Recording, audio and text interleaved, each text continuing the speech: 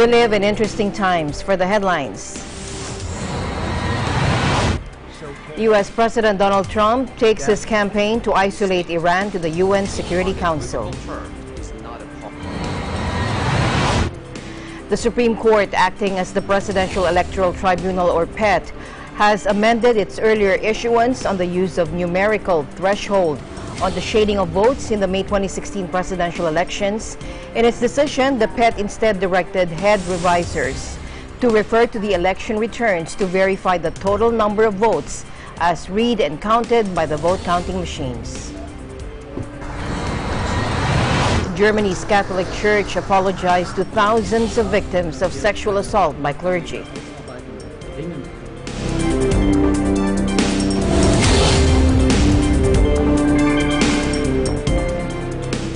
I'm Alma Angeles, wherever you're watching from around the world. Thank you very much for joining us. And now to the news.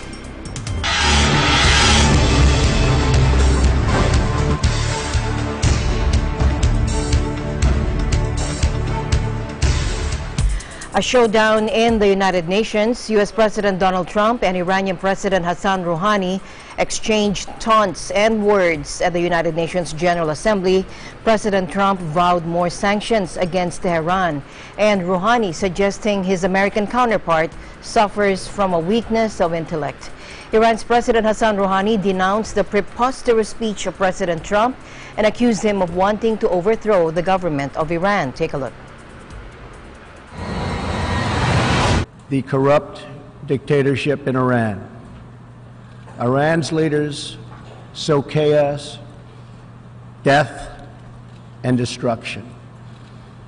They do not respect their neighbors or borders or the sovereign rights of nations. Instead, Iran's leaders plunder the nation's resources to enrich themselves and to spread mayhem across the Middle East and far beyond. The Iranian people are rightly outraged that their leaders have embezzled billions of dollars from Iran's treasury,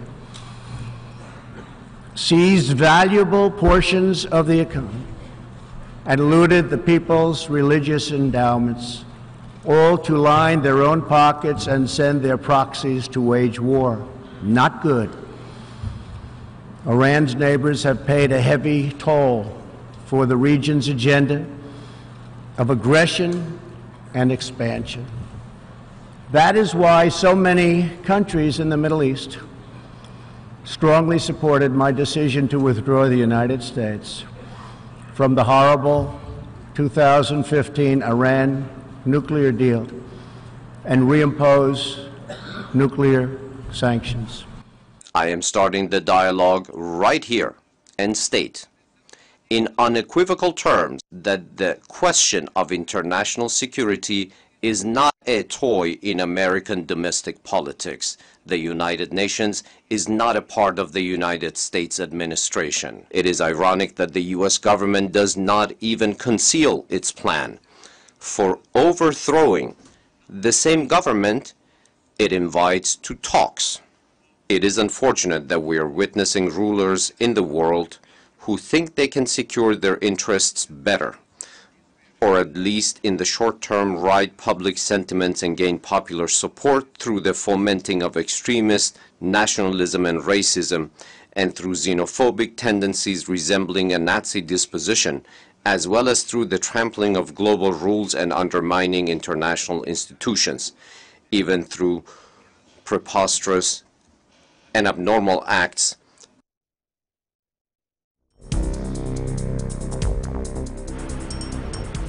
Meanwhile, U.S. President Donald Trump used his speech before the UN General Assembly to accuse the International Criminal Court of lacking any legitimacy, saying it violated all principles of justice.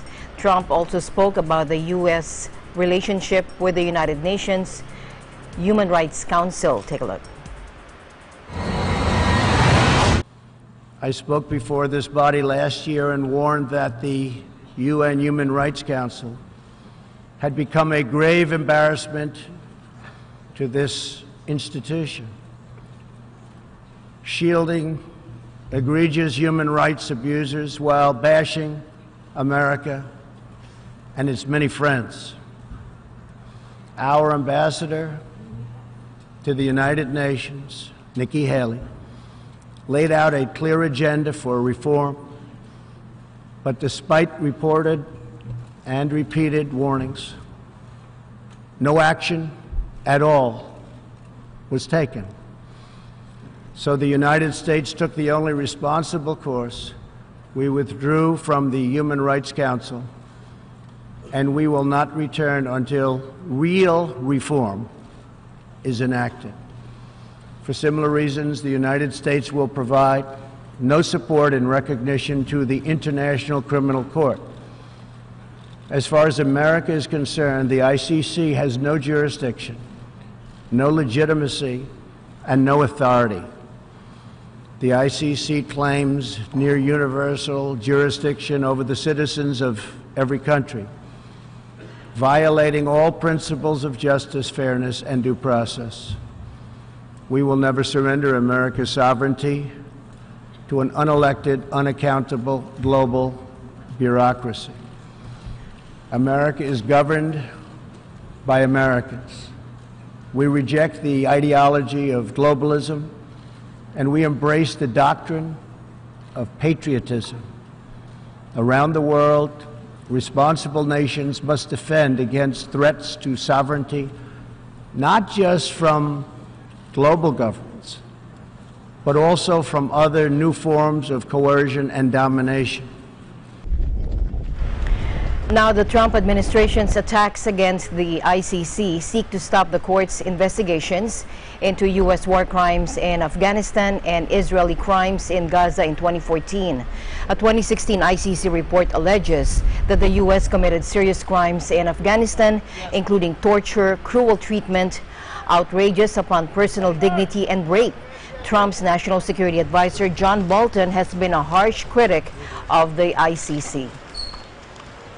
The United States will use any means necessary to protect our citizens and those of our allies from unjust prosecution by this illegitimate court. We will not cooperate with the ICC. We will provide no assistance to the ICC, and we certainly will not join the ICC.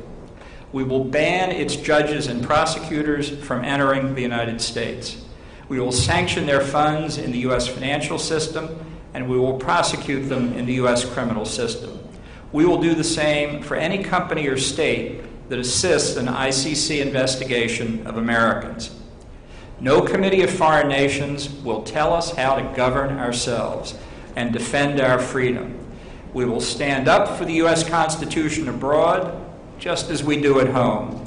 And as always, in every decision we make, we will put the interests of the American people first. Thank you very much. Honor. The Federalist Society has made it. Meanwhile, President Trump's boast about his administration's accomplishments provoked laughter from a UN audience on Tuesday. It's a line of rhetoric Trump has repeated often in interviews and at campaign-style rallies during the second year of his presidency. But this time, the president's claim was met not with applause, but with laughter. Take a look. I have the honor to welcome to the United Nations His Excellency Donald. In less than 2 years, my administration has accomplished more than almost any administration in the history of our country. America's so true.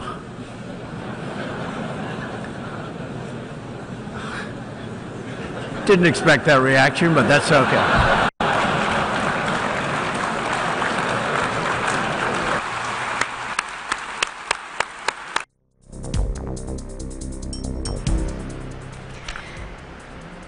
Now, President Trump dismissed the latest accuser of Supreme Court nominee Brett Kavanaugh as drunk and messed up, as Republicans prepared for a potentially explosive hearing over the judge's suitability. Despite the swirling controversy over the nomination, the Senate Judiciary Committee scheduled a preliminary vote for Friday at 9:30 a.m. If approved by the panel, Kavanaugh would go on to face a vote in the full Senate. Taking the political lead in the high-stakes battle over the future of the court, President Trump rejected a claim by Deborah Ramirez that Kavanaugh was the person who dropped his pants in her face at an alcohol-fueled Yale University dorm party about 35 years ago. He said Democratic supporter for her allegations, as well as those of initial accuser Christine Blasey Ford, amounted to a con game to defeat a person he said was perfectly qualified to serve on the Supreme Court bench. All messed up, and she doesn't know it was him, but it might have been him. Oh, gee, let's not make him a Supreme Court judge because of that. Now, Trump made a statement 2 days after the New Yorker published Ramirez's story, the second woman in 2 weeks to come forth with allegations against Kavanaugh while they were students. A week earlier, California professor Christine Blasey Ford said Kavanaugh tried to tear her clothes off in an assault during a party around 1982 when both were students at elite private high schools in Washington. The 53-year-old Kavanaugh, currently a federal appeals court judge in Washington, D.C., flatly denies the accusations. In other news, disgraced U.S. television icon Bill Cosby leaves the court after being sentenced to 3 to 10 years in prison by a judge and branded a sexually violent predator for assaulting a woman at his Philadelphia mansion 14 years ago. The 81-year-old, once beloved by millions as America's dad, is the first celebrity convicted and sentenced for a sex crime since the fall of Harvey Weinstein ushered in the hashtag #MeToo movement and America's reckoning with sexual harassment. Take a look.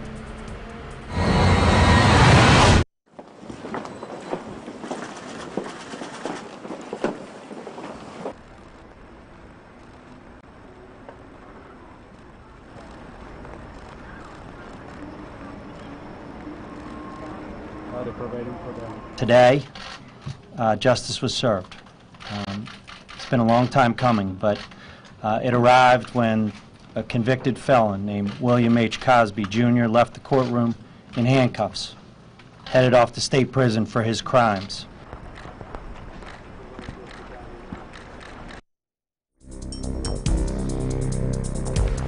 Meanwhile, District Attorney Kevin Steele praised Judge Stephen O'Neill for handing down a fair and significant sentence of 3 to 10 years in state prison for Bill Cosby. Some of Cosby's accusers described their relief that the trial and sentencing are finally over. Take a look. I'm pleased that Judge O'Neill followed the sentencing guidelines, handed down a fair and significant sentence that reflects the severity of Cosby's crimes and the lifelong impact on Andrea. After 3 years of incarceration, somebody would be eligible for parole, but victims get a say in that now, and that has come, over time, and they get a say. And so this is going to be a process that goes through, but he could serve every day of 10 years at this point, and that's the sentence that he was given. Why should he receive mercy just because he is 81? I will find peace of mind as long as Mr. Cosby serves prison time for his actions. I have full faith in our judicial system, and I said from the beginning, Mr. Cosby, you are guilty, guilty, guilty. I survived many things, but this has a completely different impact on a person. The can of worms were reopened. It's like pouring alcohol on a wound. And anyhow, the 32 years that I had endured finally came to a closure this week. Today, I feel a victory in my soul and in my heart about the sentencing. I'm sorry that he showed no remorse in the courtroom. He did not apologize, but the sentence was fair, and it was so vindicating for myself and as the other girls expressed for them. And helped us to get through every one of those challenges. Chief Fry. The news continues here on Eagle News International. We'll be right back.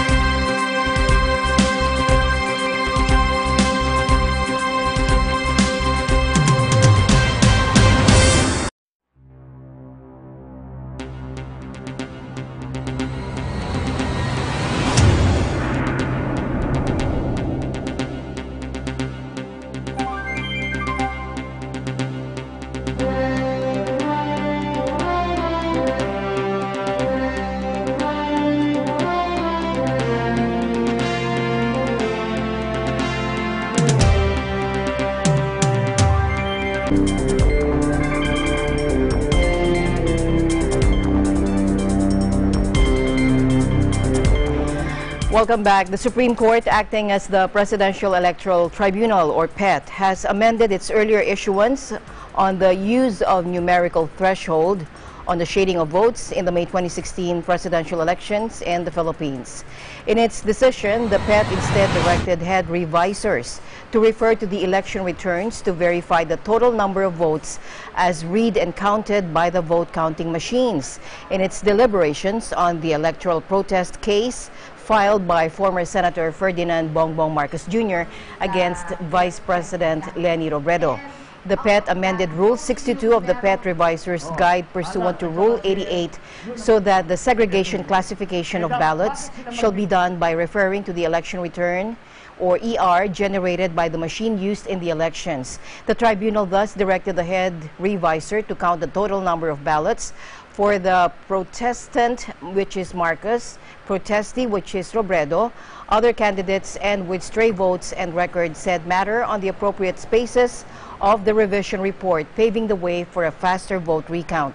Now, this amendment was to take effect immediately, said the PET.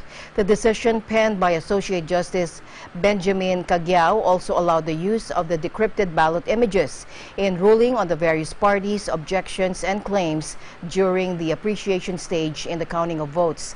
Now, with this, the tribunal denied the strong opposition of Marcos on the use of the decrypted ballot images, which represented the digital images of the paper ballots as captured by the VCM when the paper ballots were fed by the voters into the VCM during the 2016 elections. Finally, the tribunal finds it inconsistent that protestant, which is Marcos, would now oppose the use of the ballot images when he himself moved for the decryption and printing of the ballot images, the PET said in its resolution. It pointed out that, quote, jurisprudence has already definitely settled the use of the printed ballot images. The tribunal also explained that the decrypted ballot images will help in determining the number of votes if the official paper ballots are not available. In the instant protest, the previous instances when the tribunal directed the use of decrypted images have been limited to those where the paper ballots were wet, damaged, or are otherwise unreadable. The tribunal even pointed out that it is in the interest of Marcos that the tribunal be allowed to resort to the decrypted ballot images wherever necessary. Without the decrypted ballot images, Marcos will be deprived of the opportunity to revise the votes for the precincts where the paper ballots are unavailable. Marcos had earlier claimed that ballots in at least 4 precincts in Bato, Camarines Sur were all wet and useless for the recount of votes in the 2016 vice presidential race. The tribunal also addressed the claim of Robredo's camp regarding the alleged systematic decrease in her votes. As already mentioned during the revision proceedings, there is yet no final deduction or addition of votes. It said, at this stage, and as illustrated above, it is highly premature for protestee to claim a deduction of votes as the tribunal has yet to rule on the objections and claims of the parties in the appreciation stage. It said, in fact, the very purpose of ballot appreciation by the tribunal is to avoid disenfranchisement of the electorate by ascertaining their true will and intent, the tribunal's resolution added. The Robredo camp is insisting on a 25% shading of the oval spaces in the ballots, while the Marcos camp is insisting that valid votes are those with at least 50% shading of ovals.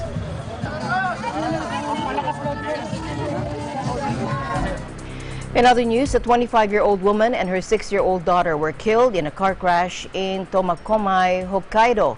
Dennis Liu reports. A mother and her child died in a car crash in northern Japan on Tuesday morning. 25-year-old Fumika Seishita, who was driving the car, together with her 6-year-old daughter Yuzuki and 4-year-old son, suffered serious injuries after their car crashed with another car in Tomakomai, Hokkaido at 8 in the morning on Tuesday. The three were taken to the hospital where the mother and her daughter were pronounced dead. With a non-life-threatening condition, the son survived the accident. According to the police report, the vehicular accident took place at the intersection on National Route 36 at about 8 in the morning. Seishita tried to turn right when another car going straight ahead at the intersection hit the car's side. There are traffic lights on the intersection, so the police are investigating why and how the accident happened. The 28-year-old driver of the other car also suffered several injuries and was taken to the hospital, but now in a stable condition. Reporting from Tokyo, Japan, this is Dennis Liu for Eagle News International, and I am 1 with 25. Meanwhile, Germany's Catholic Church apologized to thousands of victims of sexual assault by the clergy, where the institution stopped cardinals saying perpetrators must be brought to justice. Cardinal Reinhard Marx said he was ashamed over the decades of abuse that have shattered trust, as well as how so many looked away for so long. Take a look. Für alles Versagen und für allen Schmerz muss ich auch als Vorsitzender der Bischofskonferenz um Entschuldigung bitten, und ich tue es auch ganz persönlich.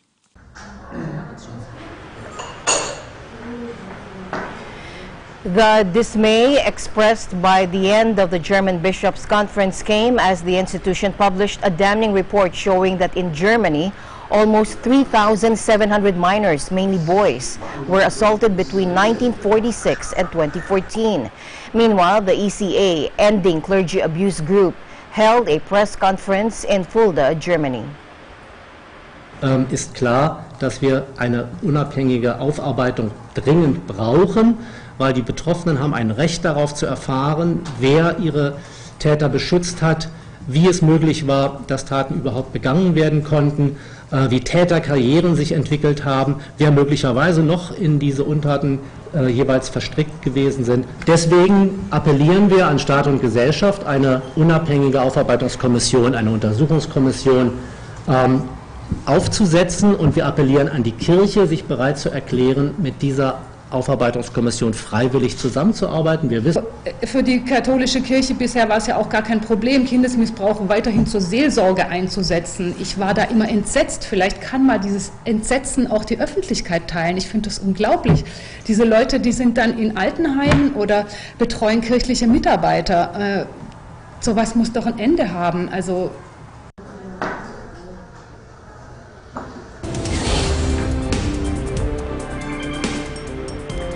Cesar Vallejos will be back with the business news right after this break. Stay tuned.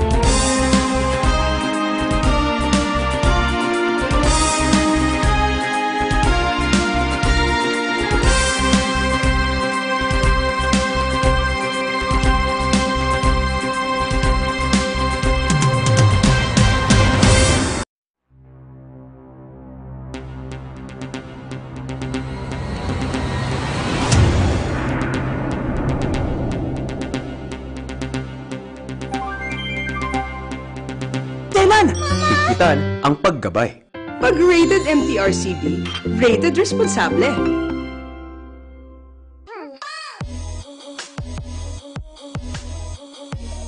I am here at Gastown, which is a National Historic Site in Vancouver, British Columbia. Located in Vancouver's oldest neighborhood is the steam-powered clock, which is Gastown's most famous landmark. Make sure to tune in to Digital Nest every Tuesday and Thursday at 7:30 p.m. I am Lou Aquino, EBC correspondent, and I am 1 with 25.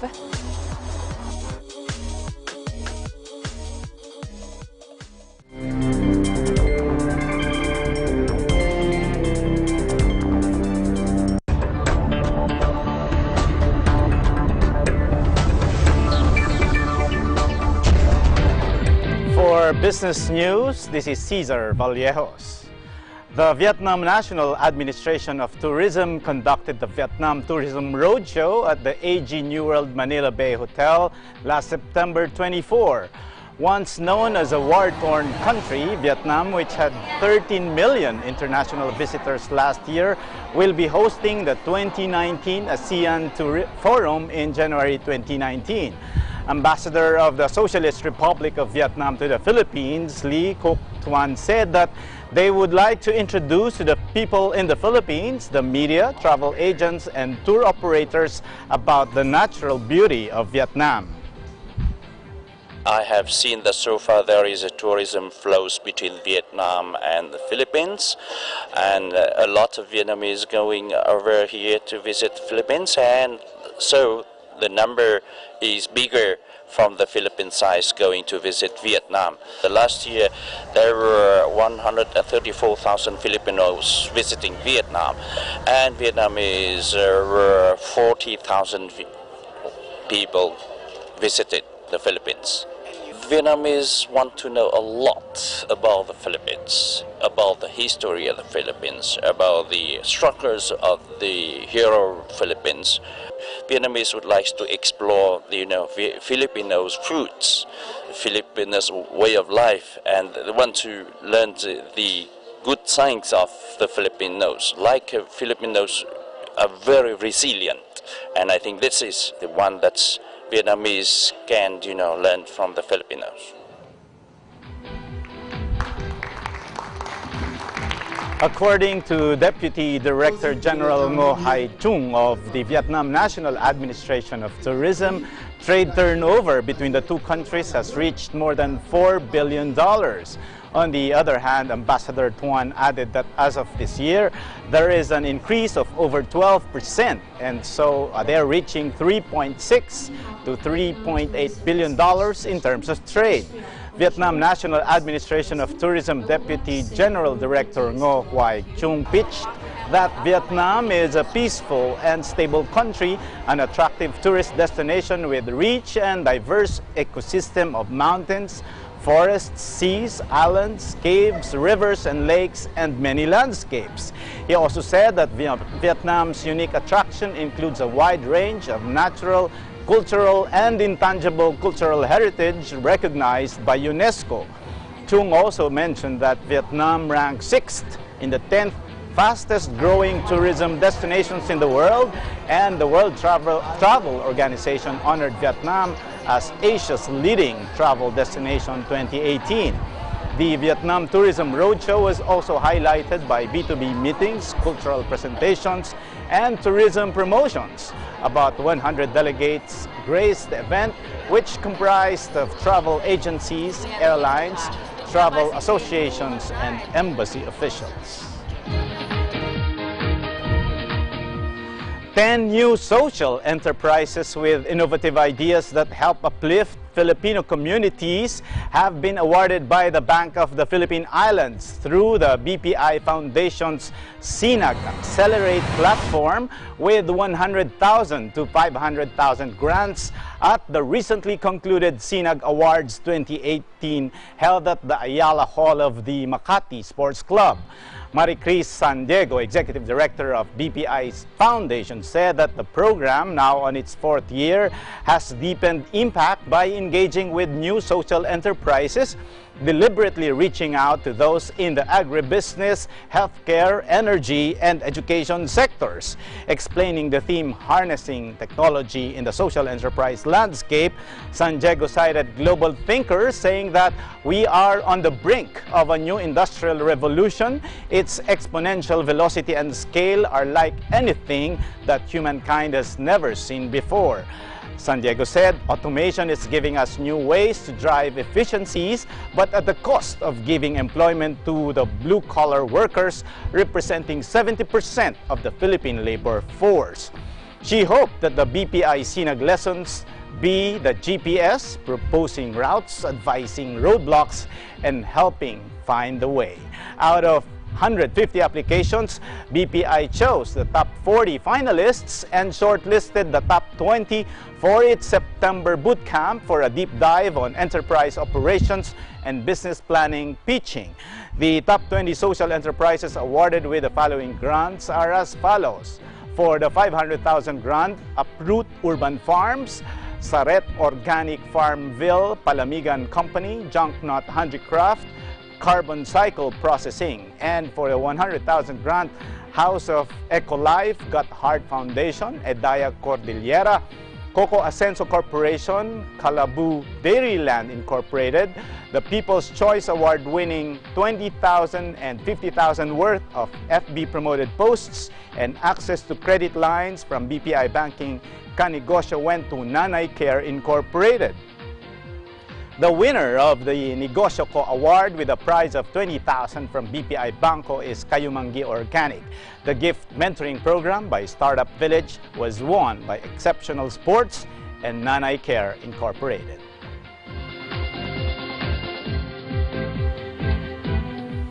The Asian Development Bank's lower economic growth forecast for the Philippines is expected due to the closure of top tourist destination Boracay Island last April 26 and the implementation of the tax reform for acceleration and inclusion law, Malacanang said on Wednesday. Presidential spokesperson Harry Roque made this remark after the Manila-based multilateral institution said it expects the Philippine gross domestic product to grow 6.4% in 2018 before picking up to 6.7% in 2019. We take note of the Asian Development Bank's 6.4% Philippine economic growth outlook for 2018, Rocco said in a press statement. These figures are below the Duterte administration's annual growth target of 7 to 8%. ADB's earlier growth forecast is 6.8% this year and 6.9% next year. We expected this slowdown vis-a-vis our growth target for the year, given that certain policy decisions such as the closure of Boracay and the full implementation of the comprehensive tax reform package, which would benefit the country in the long run, contributed to the deceleration, Roque said. He, however, assured the public that government has put in place 9 measures seen to address inflation and other supply issues.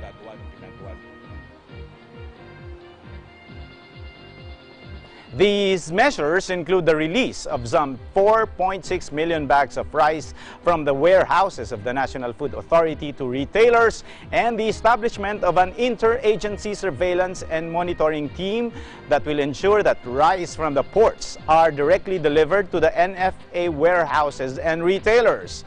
Other measures are the reduction of gap between farm gate prices and retail prices of chicken, the opening by the Sugar Regulatory Administration of sugar importation to direct users to moderate costs for consumers, and for the Bureau of Customs to prioritize the release of essential food items at the ports. The implementation of these measures is expected to bring down inflation rate by about 2.4%.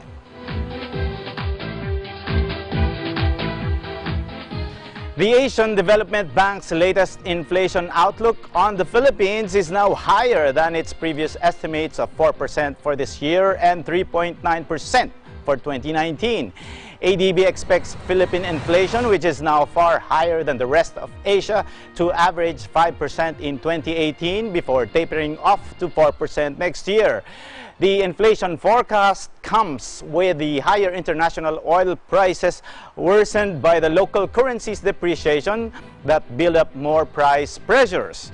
The bank said that the inflation rates in Southeast Asia are mostly stable except in the Philippines. A confluence there is of cost push factors, mainly elevated oil prices, food supply disruptions, and a new tax reform program drove transport, electricity, and food prices higher, it added. Domestic inflation jumped 6.4% in August, the highest level in almost a decade, as oil and rice prices spiked. In the first 8 months, inflation averaged 4.8%, well above the Bangko Sentral ng Pilipinas' 2 to 4% target range for the year.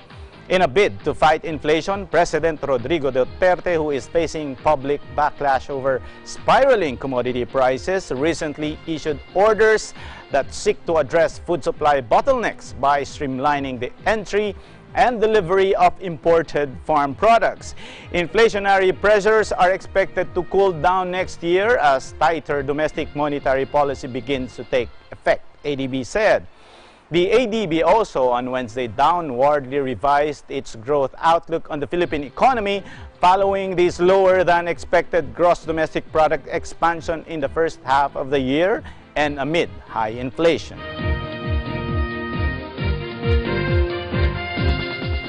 The Small Business Corporation and Land Bank of the Philippines have forged a partnership to provide fast and efficient alternative payment collection services to micro, small, and medium enterprises through the e-payment service LinkBiz portal.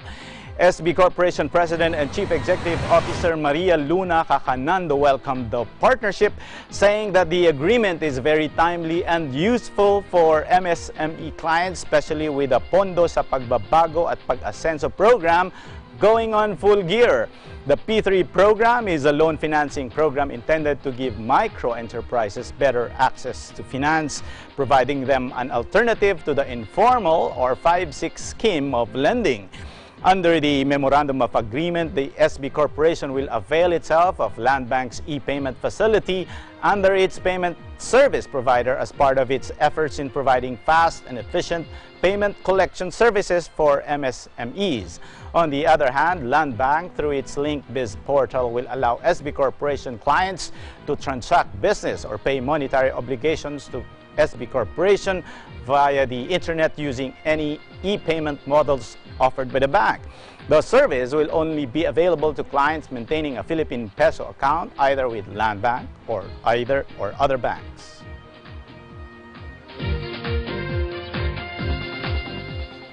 The LT Group is infusing additional capital to its unit Asia's Emerging Dragon Corporation. The holding firm of Tycoon Lucio Tan Sr. said it subscribed to 900 million worth of shares in AEDC, consisting of 9 million common shares with a par value of 100 pesos per share. The shares came from the authorized but unissued capital stock of the company and comprise 45% of its total outstanding shares. Since AEDC is involved in infrastructure projects and is part of the proponents to the NAIA project, LTG deems it necessary to support AEDC in its bid to take part in the development of the airport by infusing additional capital, the company said. LTG will pay an initial 225 million pesos in cash for the transaction. AEDC is part of the group of 7 conglomerates that propose to rehabilitate and expand NAIA for 102 billion pesos. The others are Aboitiz Infra Capital, AC Infrastructure Holdings Corporation, Alliance Global Group Incorporated, Philinvest Development Corporation, JG Summit Holdings, and Metro Pacific Investments. The group named Changi Airports International Private Limited as technical partner. Under the proposal, the consortium seeks to rehabilitate, upgrade, expand, operate and maintain NAIA over a period of 15 years. In 2 years' time, the group aims to increase the airport's capacity to 47 million from the current 30.5 million annually, then further bring it up to 65 million in 4 years. LTG's capital infusion followed the Department of Transportation and Manila International Airport Authority recent awarding of original proponent status to the consortium's bid. It will now be evaluated by the National Economic and Development Authority's Investment Coordination Committee.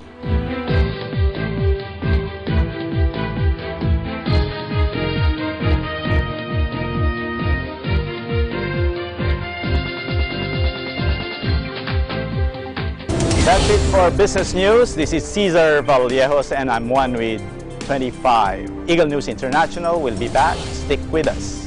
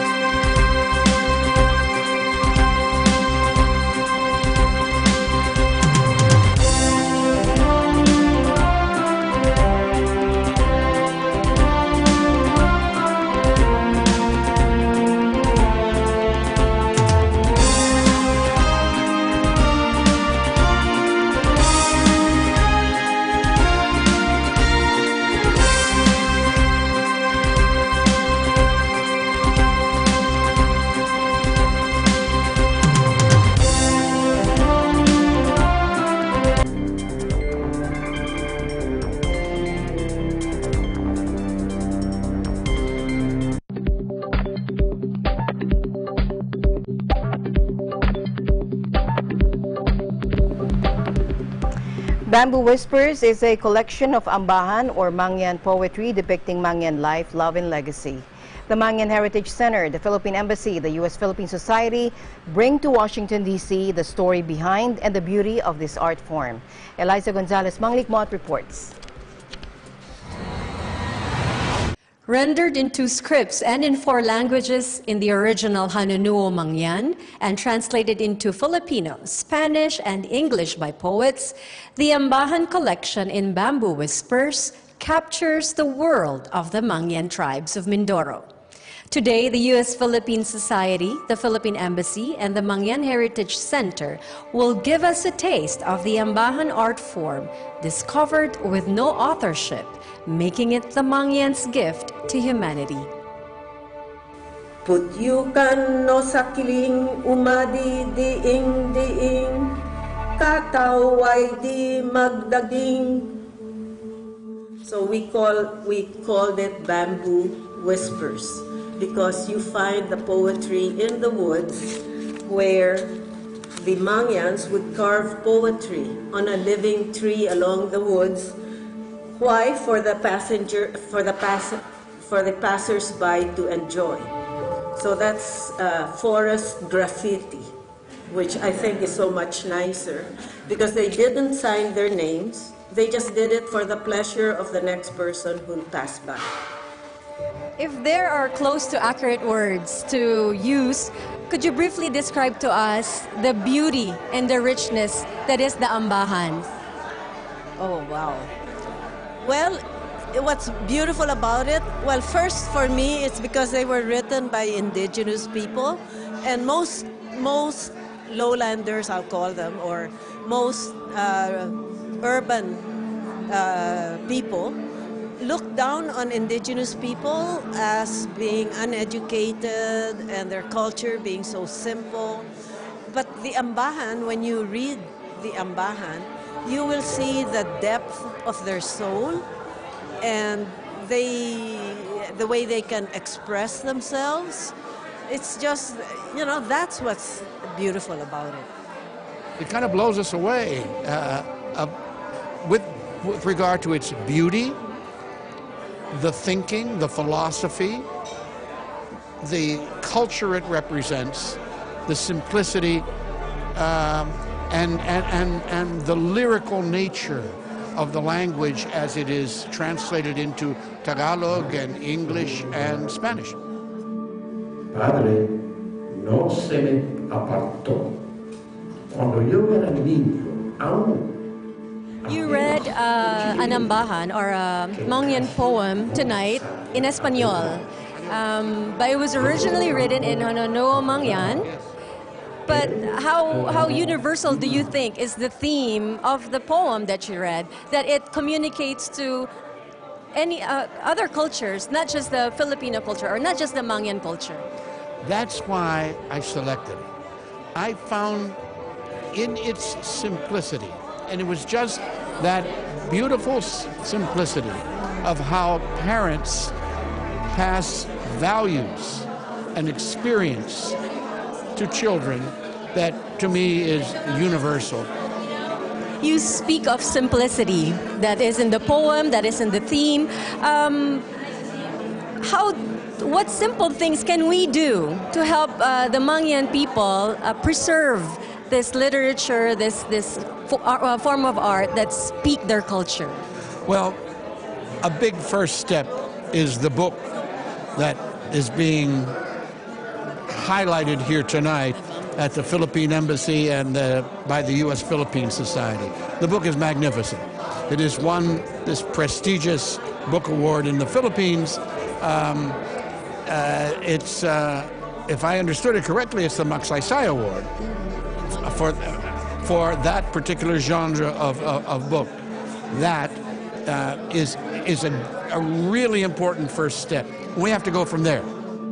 Well, I think very, very important for one thing is maybe a linkage to existing cultures today, the influences, because we're finding out of different connections from everything from, at least in Asia, from the Polynesian and Indonesian areas to Philippines to the Chinese influence.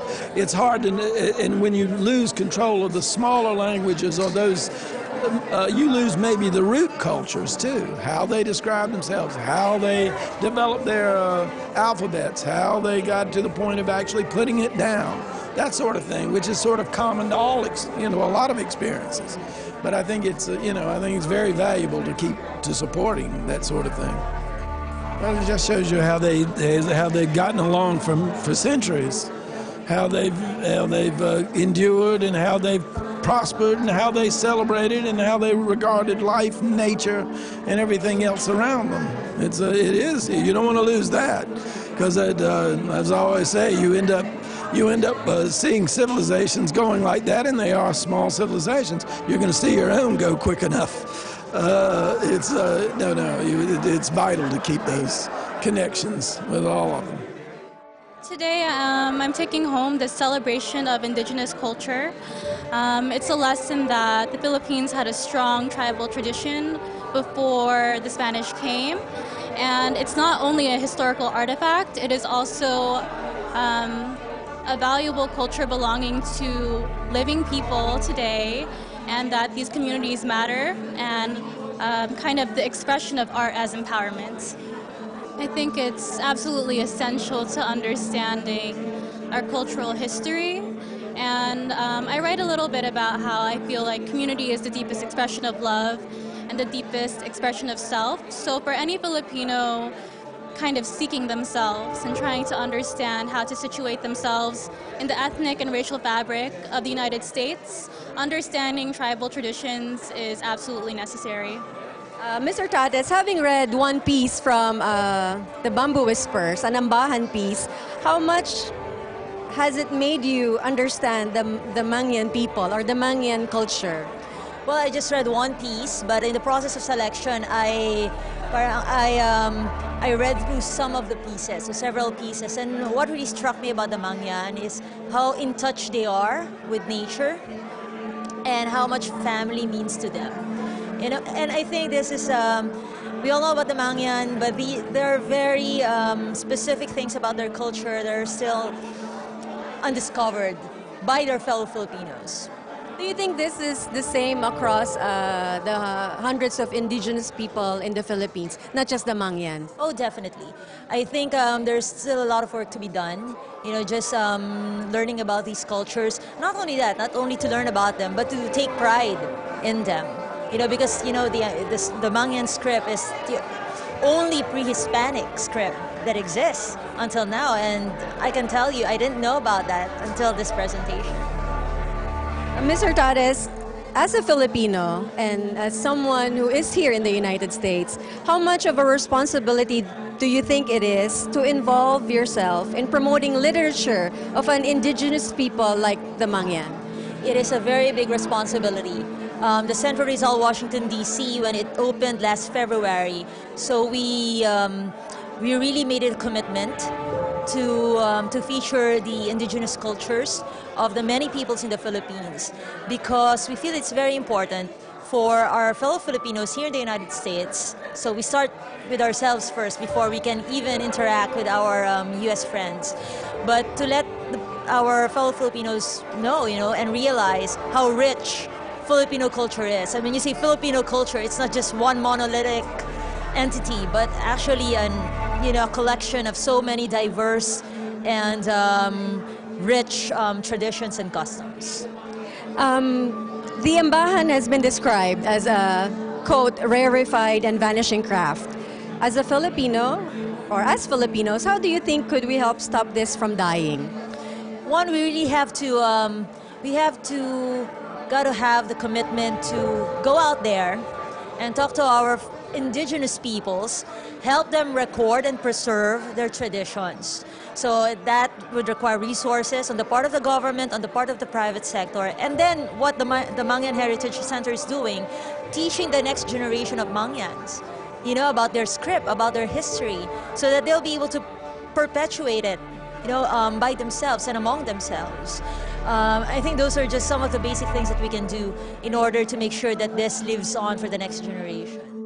Ambassador, what would be the extent of the embassy's contribution in keeping alive an indigenous people's culture like that of the Mangyan?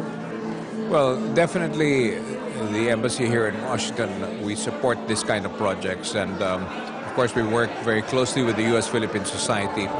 And so when they bring up something like this to our attention, and we have something like this, is a book launch by Mrs. Fansler, immediately, at least when it reaches my desk, we immediately support it. And if we can do something like this, like what happened today, we will do so in many ways. And of course, if there are exhibits, we have a lot of exhibits that we have with our cultural attaché, and she's been doing quite a bit of this. And so our embassy here in Washington, D.C. will do everything to support any kind of cultural activity to promote our culture in the Philippines. Sir, aside from avenues like this, how else do you think the Philippine representation on this side of the globe could help raise awareness on the plight of the Mangyan people, considered as one of the richness, like you mentioned in your speech, it's considered one of the richest ethnic groups of the Philippines? Yes. Well, of course, there are many other indigenous peoples in the Philippines, but the Mangyans have always been, and I think one of the most fascinating ones, if I may say so. And there are still 8 tribes that are living in Mindoro now, and certainly we can learn a lot from their culture. And I myself was very impressed with the kind of script that they had, you know, writing it in bamboos and all of that. It's very fascinating to see that. And so I think it's something like this is what is very interesting, and I can see that we have had a very big crowd here today, which it only shows that there is a very strong interest in the Mangyan people in the Philippines. Thank you very much, Ambassador. The award-winning book Bamboo Whispers gives us a glimpse of the simplicity of Mangyan life, the big and small struggles they face daily, and their fight for survival as a people. From the Philippine Embassy here in Washington, D.C., I am Eliza Gonzalez Manglikmot for Eagle News, 1/25. Thank you, Eliza. Thank you for joining us. I'm Alma Angeles, always 1/25. Good night.